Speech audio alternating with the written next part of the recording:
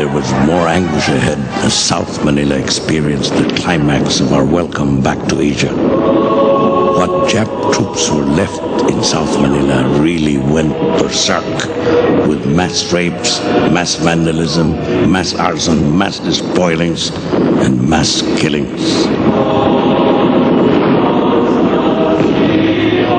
Similar happenings devastated the other cities of the land, with both Japs and the Yanks participating in all the destruction and bloodbath. It would be hard to say which of the two wrought the greater havoc. As Filipino survivors Riley said afterwards, we can take another war, but another liberation, never. However, we were back to God Bless America, and we lost no time catching up with our favorite culture. The new pop idol was Sinatra, Frankie Boy to the Bobby Sox. Let's get away from everybody. Let's go. On the screen, the top draw was Betty Grable, she of the $1 Million Legs. And the first Hollywood movies we saw after a long abstinence were His Butler's Sister with Deanna Durbin, Gung Ho with Randall Scott, Rhapsody in Blue with the great Gershwin tunes, and Casablanca with the startling new Humphrey Bogart. You can't be any part of is looking at you, kid. And what were we singing during those liberation days of sea rations, Spam, sardines, powdered milk, California rice, and beer in cartons? Bésame more, be seeing you in all the old familiar places.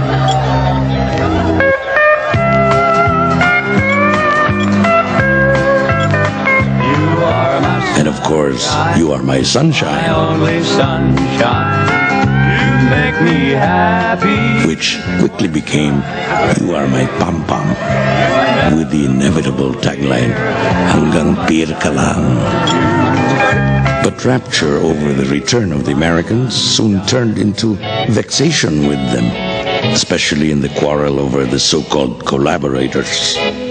Laurel, Recto, Aquino, and the others were arrested as traitors, while Manuel Rojas was reportedly rescued from the Japs.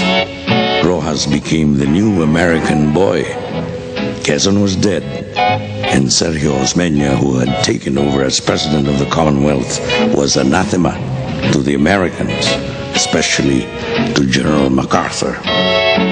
And so the war comes to an end with us fervently singing to Mother America. Take my sunshine away.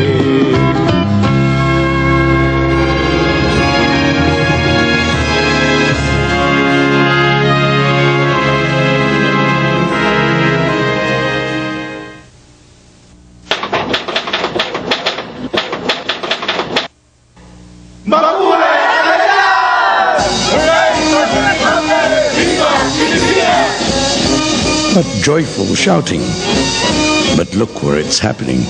In front of the stinking ruins of the legislative building, where on a makeshift platform, Manuel Rojas is being inaugurated as the third and last president of the Philippine Commonwealth, with Elpidio Quirino as his vice president. To your left, gazing riverward, are the ruins of City Hall and the post office. Behind you are the ruins of the walls of Intramuros. Mushrooming all over those ruins are two principal phenomena of the post-war era: the barong-barong and the squatter. In no time, Intramuros will be the barong-barong capital of the squatters, mostly migrants from the Visayas, part of the exodus from the provinces of entire families who will bloat the squatter population of Manila. The menfolk will end up driving jeepneys for a living. The womenfolk will hire out as cooks or lavanderas or achays. Their daughters will apply as waitresses or become dancers in the burlesque joints so popular in post-war times.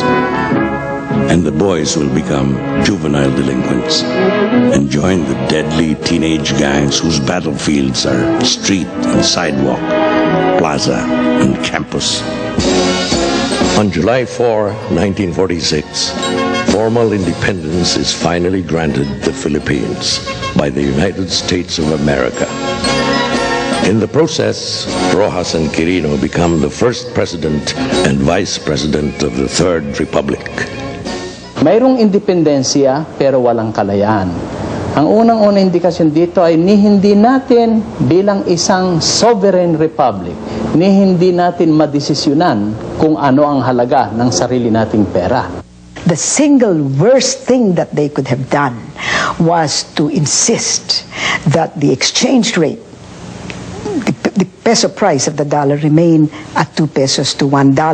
Japan changed its exchange rate because it had an enlightened dictator in the form of MacArthur to 360 yen to the dollar. We were kept at 2 pesos to the dollar. Can you imagine our competitive disadvantage with respect to Japan? Post-war Manila is a close-up of the state of the nation in general. A nation in ruins. A people in second-hand charity clothes and hooks. The hook has become internationally famous, especially Luis Taruk, the Supremo. And the cry of the peasant rebels is next year in Malacanang. Yung hukbong mapagpalaya laban sa mga Hapon, no? A very large organization against the Japanese imperial forces na transform, no, sa isang mapagpalayang hukbo ng bayan na ang nagnanais ay reforma sa lipunan. On March 10, 1947, President Rojas was almost killed while speaking at Plaza Miranda on the parity amendment to the Constitution. His would-be assassin, Julio Guillen, a barber, passionately anti-parity.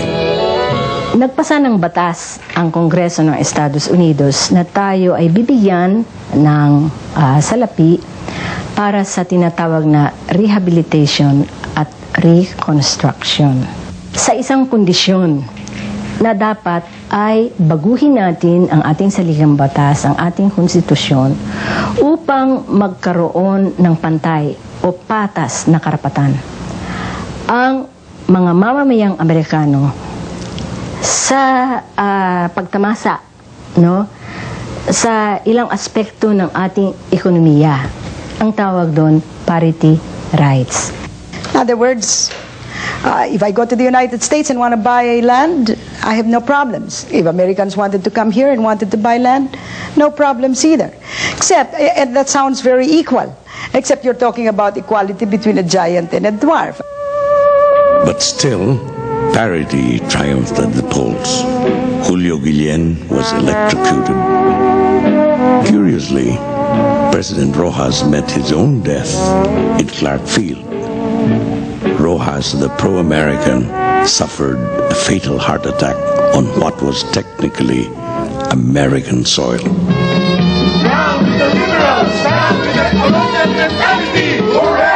The best post-war phenomenon was this rise in what some called the neo-propaganda movement. Like the original propaganda movement of the 1880s, this neo-propaganda of the 1940s, 50s, and 60s was mostly manned by the well-to-do and cultured classes, the so-called limousine nationalists. They would gravitate around politicos of their own class, like Jose P. Laurel, Lorenzo Tañada, Jose Diokno, and above all, Claro M. Recto, who would become the symbol of this new nationalism. If Luis Taruk stood for the left, Claro M. Recto stood for the center and qualified as the icon of the middle class. Meanwhile, Vice President Elpidio Quirino became the second president of the Republic and our first accidental president. He has passed into folklore as the president who ordered a golden Orinola and a 5,000 peso bed for his bedroom in Malacanang. Others saw him as a victim of the media, which every day claimed to have exposed a new scandal in the administration. And yet, Quirino's presidency started in the midst of what was hailed as a miracle. A shower of rose petals was reported over the Carmelite convent in Lipa, where the Blessed Virgin is said to have appeared. Unfortunately, no such blessings showered on the Quirino administration, which continued to be afflicted with malas. Quirino, to stop the hook wars, granted amnesty to the hooks and got double-crossed. Taruk came down from the hills, took his seat in Congress, and collected his back pay. Then he slipped back into the hills, while both the hooks and the nation laughed and laughed at poor Mr. Quirino. But in no time, we were shuddering again. Doña Aurora, widow of former President Quezon, was ambushed and slain by the hooks along with her daughter baby, her son-in-law Philip Buencamino, and 11 other members of her party while traveling through Nueva Ecija. But that was not the sole horror of 1949. The reigning Liberal Party got split in two when Senator Jose Avellino, who had cynically declared, "What are we in power for?" decided to run for president just to spite Quirino, who was running also.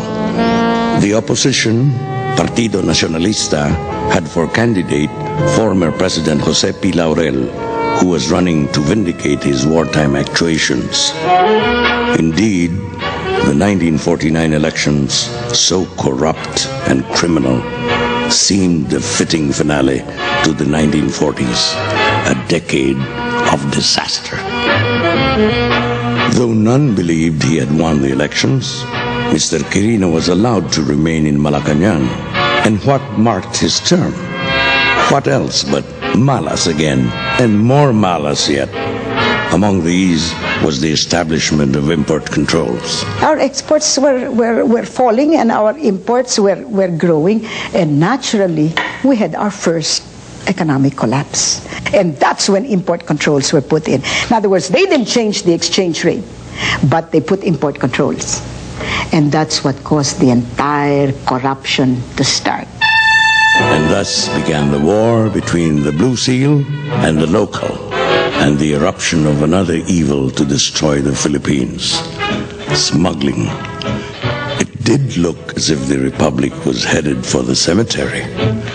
And how the hooks rejoiced.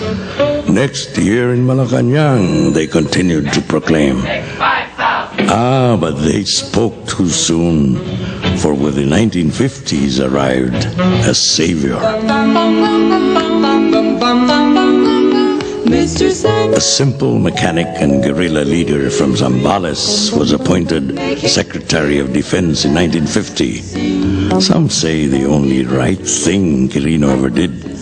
And Munching Magsaysay soon had the hooks on the run, while into his clutches fell the communist big shots. President Quirino himself heard the bell tolling in 1951 when Moises Padilla was martyred and the Nacionalistas swept the midterm elections. And Magsaysay junked the Liberal cabinet to join the opposition. And indeed, it was the top event of the 1950s. Magsaysay's election as president, preceded by the oddest, merriest political campaign in our history. A campaign of, by, and for amateurs. They included ballet dancers, poets, newspapermen, society girls, college students, movie actors, and thousands of ordinary folk who had never before cared for politics. Suddenly, we were all politicians and crusaders and kingmakers. We were all in love with a wonderful guy. And we all trooped at his heels when he entered Malacanang Palace, where Mr. Quirino's 5,000 peso bed was being displayed in the recreation hall. Sweet was the Magsaysay era, but rather brief. And toward the end, the sweetness had begun to cloy a bit, to turn sour, at least for his political sponsors, headed by Don Claro M. Recto, who now attacked Magsaysay as an American boy.